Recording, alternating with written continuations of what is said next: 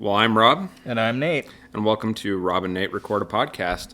Nate wanted to kind of have a little bit of an ongoing discussion about some other things.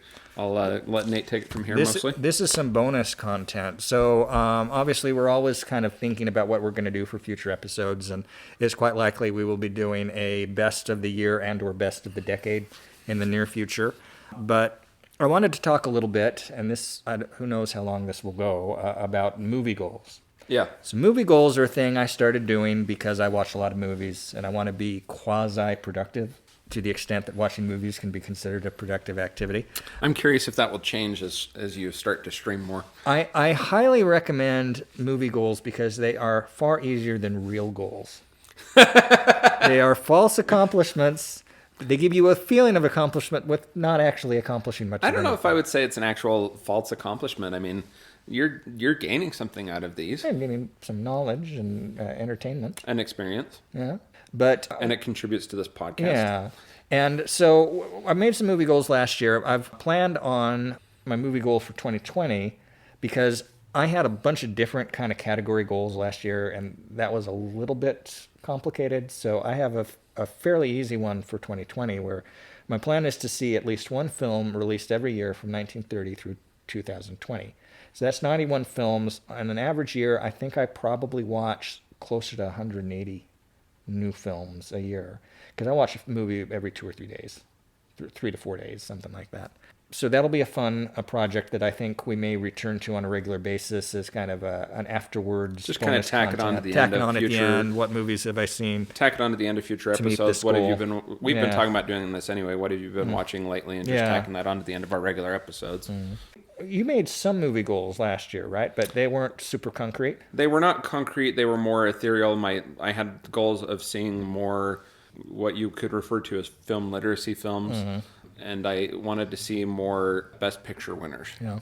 Which I did see several. I mean, I did check a number of those off of my list, especially the film literacy films, but I didn't set numbers to them. And so this year I am setting numbers to those goals, but yeah. Yeah, and we'll more than likely talk about that in more detail. But I wanted to go over my film goals for the year. I think it's something like 21, 20, early 20s amount of films, which I challenged myself to see this year in specific categories. We'll just talk about them briefly. So one of the categories I chose was that I wanted to see at least 2 films made from countries that I had never seen a movie from before. And so I actually saw 3. Saw a movie called Ida from 2013. This is a Polish film. It won the Best Foreign Film Oscar that year. It's about a young girl 18-ish, 19-ish girl in Poland in the early 1960s who's an apprentice nun. And shortly before she's to take her vow, she finds out that she is in fact Jewish when her aunt tracks her down. And her aunt go on a journey to try to find out what happened to her parents during World War II, because they were killed, or disappeared, presumed dead. Very solid movie. The actress who plays Ida, I forget her name, she's not an actress. She doesn't have any other film credits. The director of the film saw her in a cafe, just saw her face. She's got a very distinctive face and thought, this is who I want. And so came up and talked to her, pitched the idea of doing the film. And she said later on the only reason she even considered it was she had seen another film by this same director who was Polish, who had moved to England when he was young, but then had moved back to Poland to start making some films. He made a film that came out, I think, last year called Cold War, which was also Poland in the 60s, 50s or 60s film. But she had seen a film this guy had done earlier that she'd liked. Yeah. And that's why she's like, okay, maybe I'll do it. And she's really good in it. I highly recommend this film. I also saw The Queen of Kate, I think I'm saying that wrong. Yeah, you're pronouncing it right. It's Conte, Cartier or something like that. which is a section in the capital of Uganda. And this is based on a true story about a female chess prodigy that came from the slums of Uganda and became not the world champion, but a very well-regarded, very successful chess player from a very unlikely place of origin. That's good. That was a Disney film. One interesting thing about that film is I don't think any white people have any speaking lines in the film at all. Really? It's an almost entirely black cast. There is one white person in a chess match scene, and there's some background when they go to Russia for a tournament. But it's just kind of, it's not something you see much on the screen, a film about black Africa. Yeah. And an inspiring film, a film that's not about warfare or things of that nature. There is a little bit of a subtext to that. You know, these people are poor, and I guess not a war subtext, but yeah, it's good. It's one that I had wanted to see when it came out theatrically. It's a 2016 film. Didn't get around to, but I would recommend. And then lastly, another film that won the Best Foreign Film Oscar, which is A Separation from Iran in 2011. This is a film about a couple going through a divorce in the Islamic Republic of Iran. That's what it's about, but that's also not really what it's about. It's not one I'd want to spoil too much of, other than this couple is in a separation, and something happens during that separation that could land one of them in prison. Very good, very solid movie. I could talk about it at some lengths, but I will refrain. Do you have any thoughts on any of these, or anything you wanted to try? I haven't seen any of these yet. All right. Well, they are solid. I then wanted to see at least 2 Japanese Godzilla films, because I had seen the 1998 awful Matthew Broderick Godzilla film, and then the Godzilla film with Bryan Cranston from 2015, 2014 actually, which I thought was pretty good. And I did see the sequel to that film, Godzilla King of the Monsters, which I just thought was awful. Did you see that movie? Yes, it was not great. I wanted to leave the theater. There was parts of it that were good, but there was a lot of it that wasn't. There was a lot of it that was just so unrealistic, so blown out of proportion. Yeah, I could go in depth in the flaws in that film. I did not care about the people in this film. I just it was just not. The opening sequence was actually quite good. I actually liked the opening, but it's when they start doing their warps around the world and discovering the lost city. It was just stupid. Too much real quick jammed in there. Well, one of the things, I guess I am going to get into some of these flaws, is when the submarine finds the lost city. Look at the scale of the submarine versus the lost city. Well, the scale is all off throughout this film, including the monsters. They don't seem consistent in size. That part didn't stand out to me. I thought they were fine, but the scale of that city versus the submarine, there's no way. Because they would be like giants, right? Yeah. Like yeah. And Godzilla. Yeah. Anyways, this movie was not great. Bad movie. In fact, I gave that movie a 4-star rating. On a 10-star scale. Okay, not a 4-star rating on a 4-star scale. But the other 2 Godzilla films I saw the 1954 original Godzilla. Now, there are 2 versions of this, and Godzilla is, I think, pronounced a little differently in Japanese. Guja, something like that. So there's the original film that was made in Japan, big hit there, and then they re-edited it, and they put Raymond Burr in it as an American reporter, and they kind of cut out some of the storyline about the Japanese characters. They left some of it in. But in the mid-50s, I guess the thought among the American distributor is that, we've just been at war with these people. Our audiences here aren't particularly invested in Japanese people emotionally, or would have a harder time doing that, so we need to put in a white character. And that was okay. I would be really interested to see the original Japanese version, because I get the sense, just from the bits and pieces you get of the other storyline, that it's far stronger. This film feels in that kind of quasi-documentary style they like to do in the 50s, which I'm not a huge fan of. And then I saw Godzilla vs. the Sea Monster, which is just crazy Godzilla action from the mid-60s. I want to say that was from 66. There's a country in that film, and I think it's in a few other of these Japanese Godzilla films, and I forget the exact name of it, but it's supposed to be a cross between the United States and the Soviet Union, like a satire of both. It's like, how do you do a satire of both? I mean, I guess it makes certain sense from a Japanese point of view because it's the other, but it's like, it just seems very culturally different, very economically different, kind of lumped together as one other. But that was okay. And then one of the ones that might be surprising and became kind of a recurring gag was Medea movies. Oh. So I wanted to see at least 2 Tyler Perry Medea films. Why? Now, I had seen Tyler Perry films before. He plays Colin Powell in the Dick Cheney film from last year, and he's... But that's not a Tyler Perry film. That's true. And he was the lawyer in Gone Girl, but I never really seen a Tyler Perry film, specifically the Medea film. Why I wanted to see these films, because I hadn't really seen them. And because... And you felt this was like a cultural gap in well, your yeah, resume? Kinda. I mean, it's like, in a very lazy way, films are a way to see different things in different perspectives. Doesn't require very much out of you. I'm like, I should see some. Okay. So I saw one. It was called Medea Goes to Jail, and I was assuming it would be like Ernest Goes to Jail. There is disappointingly little of Medea in jail in the course of the film. I think she's only in jail for like 25 minutes, and it's like Okay. like a 100-minute film, something like that. But what fascinated me with it was the bizarre tonal shifts that are crammed into this film. So you have Medea, who obviously Tyler Perry in drag, doing crazy hijinks, and then you also had this like serious subplot about a man who reconnects with a girl he grew up with, who had been raped and who had become a homeless person and is trying to get her back on her feet. And it's just like the tone shifts between this really serious story and Medea doing something crazy just seems so incongruous together that it was kind of fascinating, and I had to see more. So I saw Tyler Perry's Boo, and Tyler Perry's Boo 2, which came out a year after the original Boo, like 15 and 16. They're not great, but they're just fascinating that they exist, that there's this whole Tyler Perry universe. There's extended family. Multiple of these characters are played by Tyler Perry. Some characters, which are extended family members and friends and acquaintances, they show up in some films, but not in others. But you have a sense that they have storylines going on in the background. By the time I saw my fourth Medea movie, which was the Medea Family Christmas, the novelty had started to wear off. But if you ever want to see a film where Tyler Perry and Larry the Cable Guy exchange jokes, that's the film for you. I'm genuinely curious. Mm-hmm.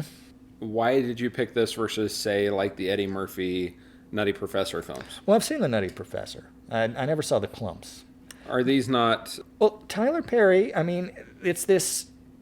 Aren't these kind of derivative of the Nutty Well, Professor? maybe, but it's like there's mainstream Hollywood, and there's the indie scene, and there's these different streams of filmmaking, and then off to the side, there's this whole Tyler Perry universe, which is operating mostly separate from the rest of the American film industry, is turning a tidy profit. I mean, he has his own studio in the Atlanta area. He produces television shows, both comic and dramatic. He produces a very consistent stream of films. He was a playwright before he did this. Some of these Medea films are adapted from plays that he had done. I did see another one of his films that does not contain the Medea characters, called The Family That Prays Together. Prays spelled like P-R-E-Y-S, not praise, which is also a really weird film tonally, because it is part like a primetime soap opera from the 80s with intrigue among these two families involved in this big corporation. There is some Christian movie elements to it, and there's also a buddy road comedy with Kathy Bates and forgetting I want to say Alfie Woodward, go on a road trip cross country, and there's a scene where they're picked up by these cowboys at a cowboy bar in Arizona. These movies, these things don't belong together, and the fact that he puts them together and that he turns a profit putting them together just fascinates me. Yeah. I don't get it, but Yeah. I kind of want to get it. Got a couple more categories. This is stretching out a bit, but I'll try to go through it kind of quick. Don't rush. It's fine. Don't rush it. Okay. Yeah. Religious films.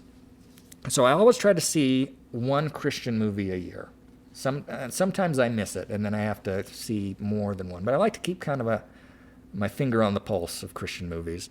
Would First Reformed count as that? Just kidding. Yeah, yeah, yeah, kind of, but not really at all. There was one a couple years back, The Case for Christ, which I thought I'd hate. I'm like, I kind of like this movie. Yeah.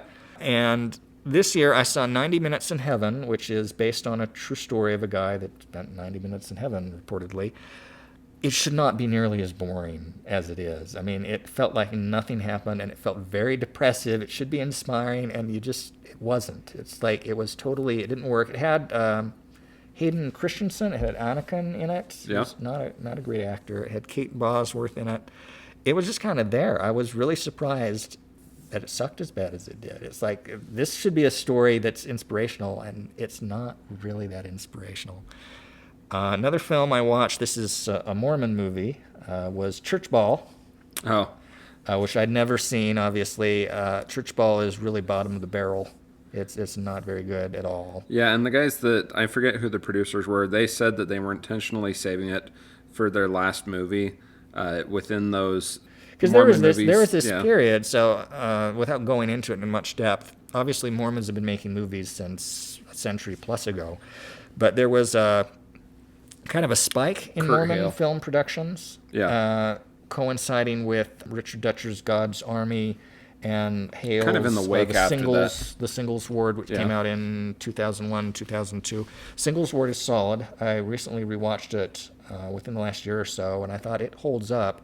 But every Mormon comedy that came after that is just kind of a derivative of that, and the quality just decreases as time goes on. I don't know if I'd go quite that far. And there's a couple different streams within these Mormon films. I mean, you have differences. You know, some of them feature some of the same cast members, but you have movies like The Best 2 Years, Saints and Soldiers. Yeah, and these are kind of slightly different streams. they're than all the different straight streams comedy. within it. But I mean, the straight comedies, you know, at least the Kurt Hale ones, yeah, they kind of do follow They a have similar. more or less died off. Yeah. You still Well, get they here in the Utah specifically- market. Well, Kurt Hale specifically said Church Ball was going to be the last one that he did, Mm. and he saved it for last. I don't think it came out the way he wanted it to. Yeah. For those of you who are not familiar with the LDS faith, this comes back to a cultural thing within the LDS faith. The LDS Church for years has operated Church Ball within the church, at least domestically here within the States. And I mean, at one point it was a large thing. It was a big deal. It was Yeah, a big North America thing where they had an actual tournament. And you in would travel Salt Lake City. regionally. This is back in the 70s. They had like a church ball championship. Yeah. And the winning team would meet the president of the church. Oh, I didn't know that part of it, but Yeah. but it continues to this day. I mean, you can go to an LDS meeting house in January, February, March of any year on a Saturday morning, and there will be either adults or young men playing basketball. I mean, they tend to play on Thursdays and Saturdays is when they have the leagues organized.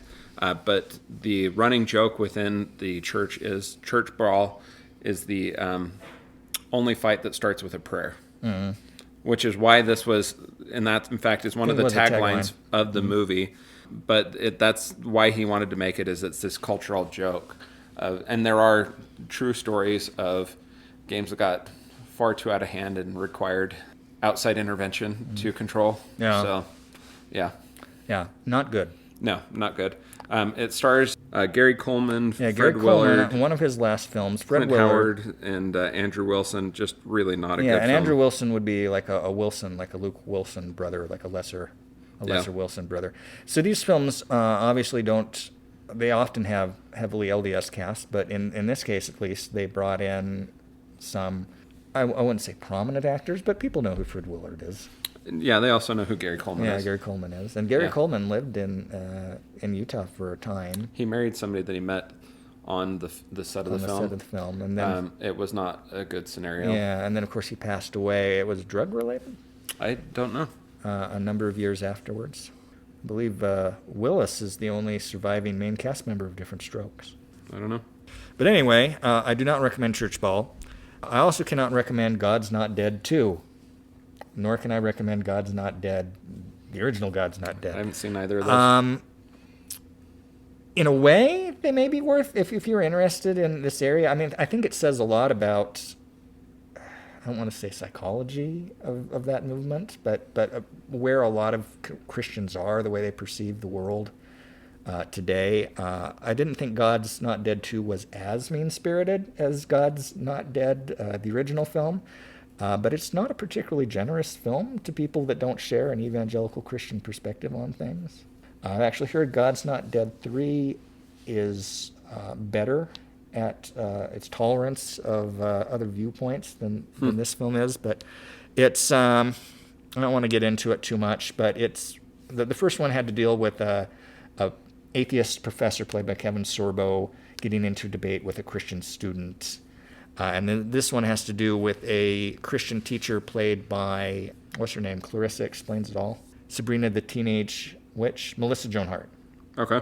who has makes a fairly innocuous, actually a really innocuous comment about Christianity in the classroom, because they were talking about Gandhi and Martin Luther King, and she was talking about how the religious ideals influenced their fight for justice, and then people took it out of context and tried to sue her. This isn't something like, even if you think, and there are examples where certain things are blown out of proportion, but it's hard to imagine that something that innocuous could be blown into a huge court case like it is in this film. It's a silly film.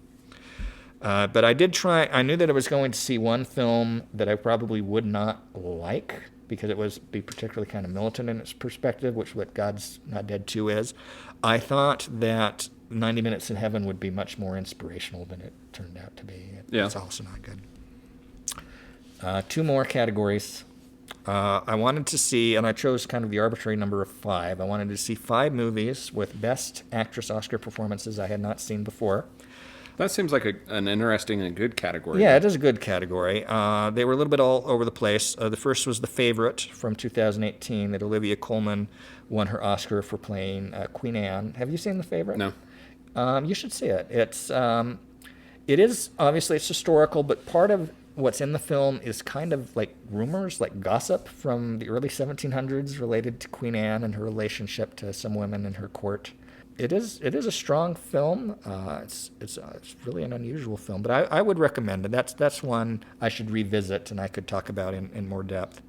I saw The Blind Side from 2009. That's the film that Sandra Bullock won her Oscar for. Yeah, that's a good, decent film. Based on a true story about a kind of upper-class white family that takes in a poor black teenager who goes on to become a NFL football star and college football offensive star. lineman in college and in the NFL. Yeah. Better than I thought it would be. Yeah, it was a good, I solid thought it film. might be kind of condescending, but it really tries to compensate. No, for tonally, it really was quite good. Mm-hmm. As I understand it, it's fairly. Well, I mean, obviously they're going to take certain liberties as any film does, but fairly true to the facts of what happened there and what the family's goals and objectives were. I then saw Jezebel from 1938. That's one of several films for which Bette Davis won a Best Actress Oscar. This film was conceived as basically a consolation prize at Fox for the fact that they couldn't... Anyway, the studio that Bette Davis was with at the time was not able to get the rights to Gone with the Wind, which everybody wanted. Warner Brothers? Was Warner Brothers, okay. So they basically made this as an alternative to Gone with the Wind to feature Bette Davis in the role of a cantankerous Southern belle. It's really good, and one of the things I liked about it was the surprisingly ambiguous ending for a film of the late 1930s. We've discussed before that I prefer a film to have an ambiguous ending. Generally, not all the time, but that's generally... I'll often be watching a film, and when it's nearing the end, and you can tell it's got 10, 15 minutes left, to be like, end it here, end it now, just end it. Yeah, there has been many a movie I've watched with my wife that if at the end of it we look at each other and go, what the... Then I immediately go, well, Nate would like this film. Yeah. But it leaves, at the end of the film, you're not sure the ultimate fate of the Jezebel. Yeah. She could be dead in a very short period of time. She could not. Who knows? Good film. Then Woman in Love from 1969 by Glenda Jackson won the Best Actress Oscar for this. She's a name that I didn't really know very well, but she has won 2 Best Actress Oscars. She won another one in, I guess this one was in 69, and then she won for another film sometime in the early 70s, 71, 72. This is based on an E.M. Forrester novel. So Women in Love, this is a 1969 film. It's a British film. Glenda Jackson won the Best Actress Oscar for it. It is based on a D.H. Lawrence novel. D.H. Lawrence is probably best known for Lady Chanteleray's Lover. I'm mispronouncing the lady's name, but which was kind of a famously banned or shameful book. There's a subplot in season 1 of Mad Men regarding the girls in the office kind of sharing it and hiding it in brown paper bags. This is a really solid movie. Glenda Jackson's a really good actress. She eventually kind of left acting behind, and she was in Parliament. She was Labour Party Member of Parliament for a long time, and recently retired, and I think possibly has gone back to some acting since then. This is not a for-all-audience film. It has to do with 2 sisters think just before World War One, or maybe just after World War One, and the men that they love, or that love them. And then lastly in this category, Norma Ray. This was Sally Field's first Oscar in 1979. It is based loosely on the true story of a female union organizer in a small-town southern textile plant. They didn't use her actual name because this was not long after the actual events depicted in the film, and she had some security concerns. But that's a very solid film. And the man who played the union organizer, I'm blanking his name, Ron Liebman, very good in this film as well. Ron Liebman died this fall. I believe he was in his early 80s. There's a scene in that film where he is skinny dipping with Sally Field, and apparently the director told Sally Field to be very flirty with him to make him more uncomfortable, and that comes across on the screen. It's like, you're getting really close to me. I don't know. Yeah. I don't know about this. Yeah. The last category is 12 Best Song winning films. Also kind of a unique and eclectic choice, but I suspect in hindsight probably a good choice. One of the reasons I decided that this would make for a good goal is because I knew that these songs and the films that they were in were going to be all over the place, and that I would see very different types of movies, especially when we're spanning, the best song category originated in 1934. So we've got 70, 80 years of these songs, many of which I've seen. You've seen the movies anyway, yeah. That have had these best songs in. These are all films that until this year I had not seen, at least in their entirety. Real quick, Shallow from the 2018 A Star Is Born. I went and saw that shortly after the new year. That's a solid film. It's a good film. That's a strong film. I want to see the other versions. I had seen the... That's something we've talked about doing, is going and watching all of the versions of A Star Is Born. I don't know that we would ever want to sit down and do that consecutively, though. Yeah. So I've seen the Judy Garland one from the early 50s, but I still need to see the Barbra Streisand one from 76 and the Janet Gaynor one from 37. Then Wonder Boys, a song called Things Have Changed, which I want to say was Bob Dylan. This is from the year 2000. It's not a song I really knew. It's not a song that's become any kind of a standard. I'm assuming 2000 wasn't a great year in that category. This is a film by Curtis Hanson, who's going to show up again later in this list, for directing a film to feature a best song. This is the same guy that did L.A. Confidential. This was kind of his follow-up film to that, made about 3 years later. It's got a really good cast. It has Robert Downey Jr., it has Tobey Maguire, it has Michael Douglas, Katie Holmes, Frances McDermott. Rip Torn is in this. It's about a relationship between a college professor and one of his students, who's a very gifted writer, and about the romantic difficulties of the college professor. This is a solid movie. I highly recommend it. It's better than the song which accompanies it, which is more or less forgettable. Then number 3, Coco, Remember Me from 2017. That was a good film. They play this song a lot in this film. It is a good film. It's probably better than I thought it would be. It's part of this. I wonder why you didn't think it would be as good as it was. I don't know. It's taken me a while to be won over by the non-Pixar Disney films. Or was this a Pixar film? This is Disney Pixar. This is Disney Pixar. Because Disney, okay, you're right. Because there's the Disney Pixar and then just the Disney alone, like Frozen is just a non-Pixar Disney CG film. I don't know. Maybe I hadn't thought out. These Disney Pixar films are very consistent. So maybe I take that back. For whatever reason, I didn't. Well, I was kind of skeptical of this going into it, too. I was like, oh, they're doing this for the international play. Well, yeah, because that's been a definite thing. That it feels like they're trying to hit different regions of the world and cultural and ethnic groups. Yeah. Which isn't bad. Yeah. This is a good movie. And so I was a little bit, skeptical as to how much I'd like it going into it. I won't doubt Pixar going into a film anymore. Yeah, you worried how forced is it, I think was the concern. And I don't think it was forced. I think it was very solid. It was kind of unusual, the Day of the Dead plot line. But yeah, Pixar is the last studio, like they used to talk about back in the studio system days. Oh, it's an MGM. There was a story Frank Capra tells in his autobiography about test screenings and how, they'd go to a theater, the audience wouldn't know what movie they're going to see. It'd be test screening, free admission, they'd go in. The MGM logo would pop up and they'd all be like, yeah, because MGM meant quality. and then the Columbia logo would pop up, and they'd be, oh, that's and then the Capra name would pop. Oh, okay, it's a good Columbia one. Yeah. Interesting note about this film. What would you guess its grosses are? Very high. What do you let me Over half a billion. Okay, what would you think of its grosses domestically versus worldwide? I don't know, probably less than half domestically. About a quarter. Really? Its worldwide gross is over 800 million, and its domestic gross was 209 million. Wow. Its budget was 175 million, so it made its money back just domestically.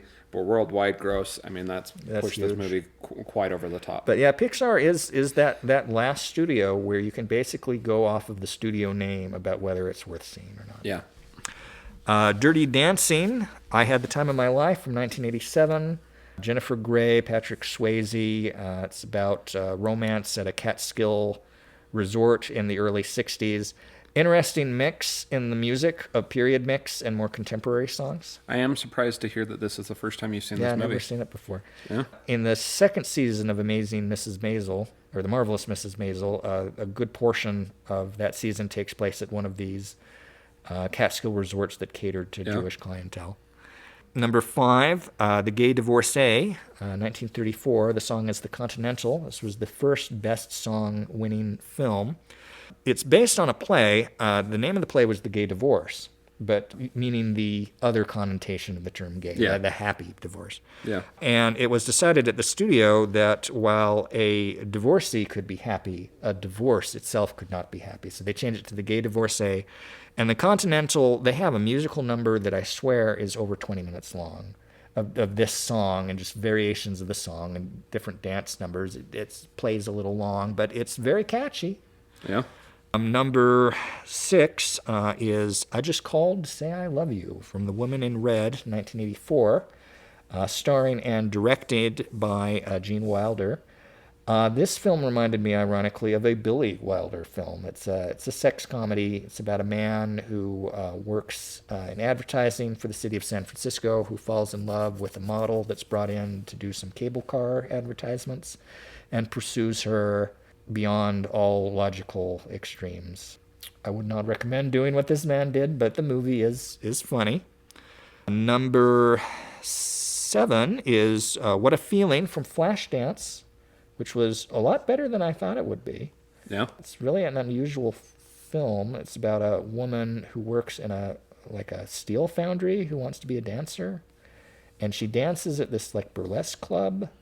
And then there's a subplot about the strip joint across the street that's trying to recruit the dancers from the burlesque club. And there's this guy who, the burlesque club has a burger restaurant in it. And there's this guy that flips the burger who wants to be a stand-up comedian, but he's horrible.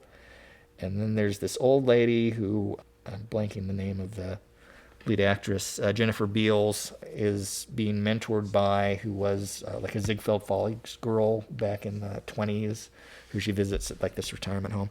It's a little bit all over the place, but I found it quite likable. I actually watched it a second time. Yeah. A number of months afterwards. Number 8, Tarzan, You'll Be in My Heart from 1999. The original Tarzan animated. I really liked this movie. I thought it would be kind of a forgettable throwaway one, but it's much more solid. Kind of a sneaker film. I remember, we've mentioned before that I volunteer at a local high school in their music department, and I assisted with a production of Tarzan, the musical at the school, which was actually the first time that I saw the movie Tarzan.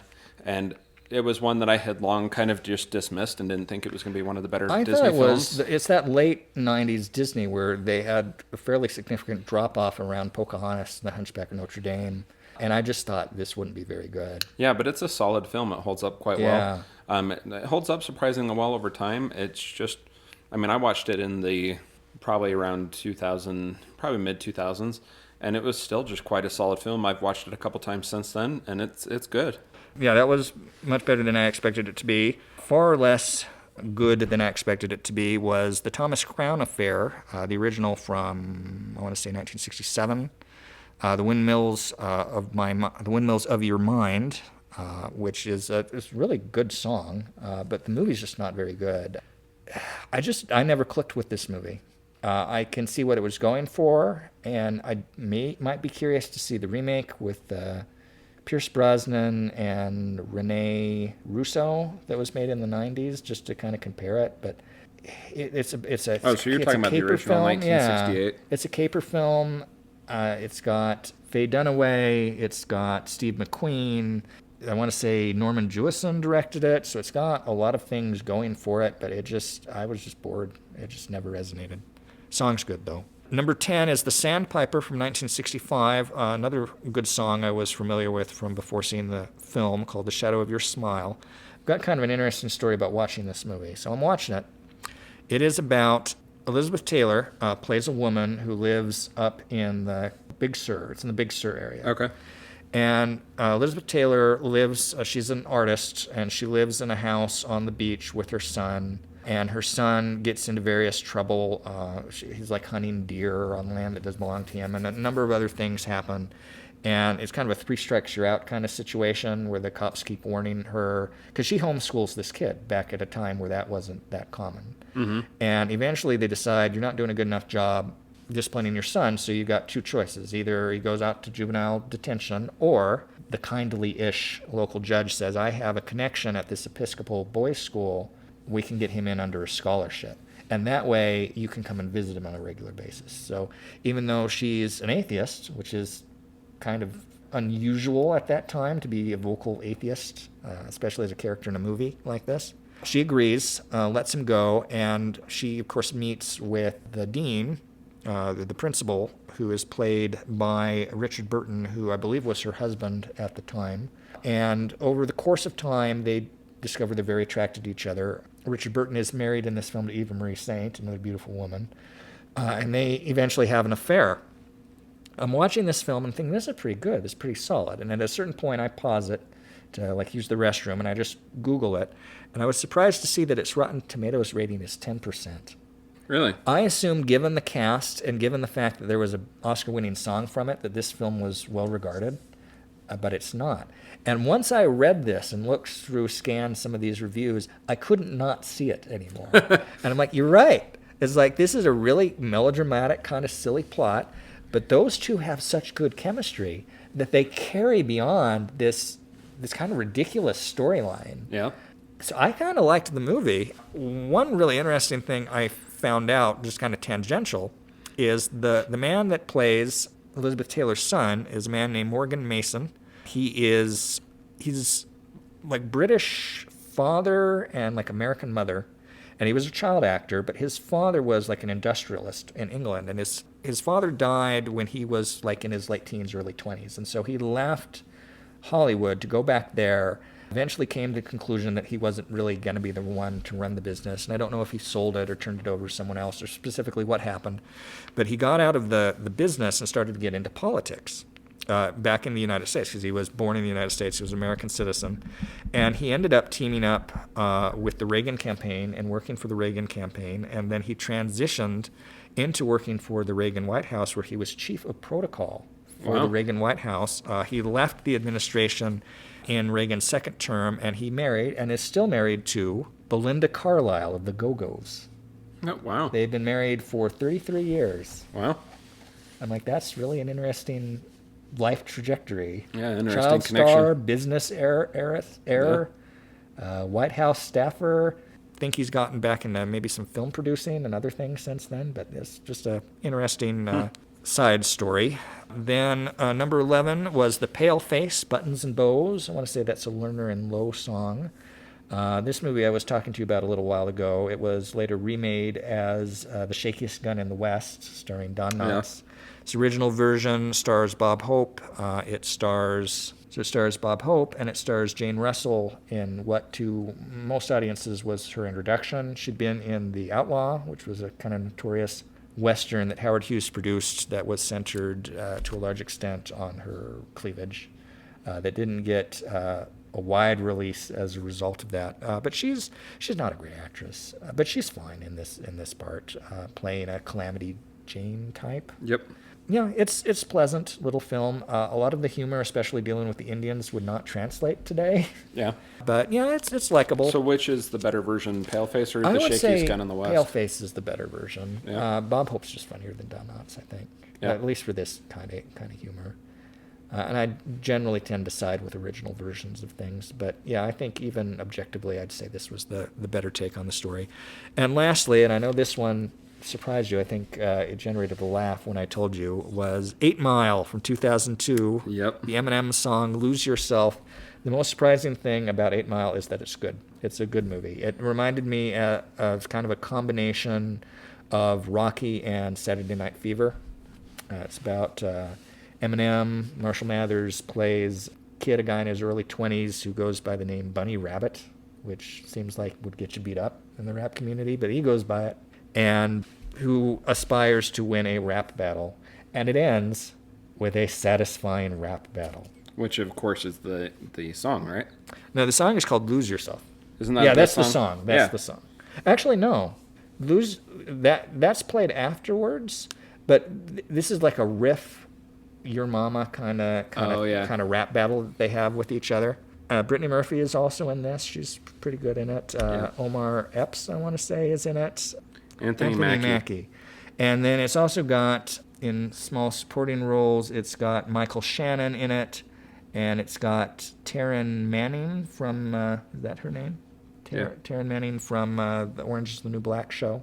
But yeah, so it was certainly all over the place if you're going from, the Continental in 1934 to Lose Yourself in 2002. It's good variety. Yeah. Probably satisfying, though. It was satisfying. Yeah. But towards the end, it was approaching the new year, like, I gotta find some of these films that easy access to some of these films. There were certain films like Waikiki Wedding, which I had Sweet Leilani, which is Bing Crosby song from like 36. It's simply not available. Couldn't find it anywhere. Even some of the ones from the late 70s. You Light Up My Life. That's a movie. Couldn't find. No, we did find it, but it was like $40, $50 to get the DVD. And it's like, I'm not paying that.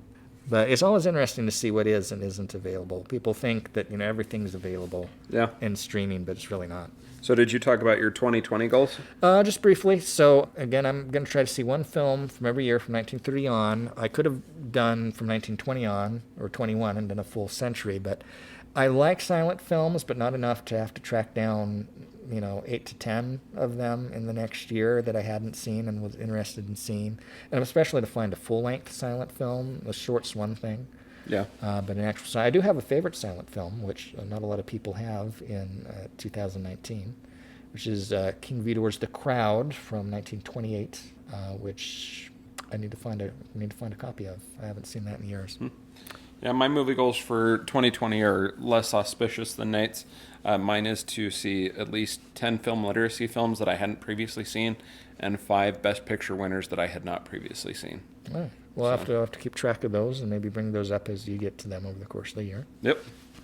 Well, I think we've talked perhaps too much about the movie goals, but I guess we'll close out by saying that I'm Nate. And I'm Rob. And this is Rob and Nate Record a Podcast.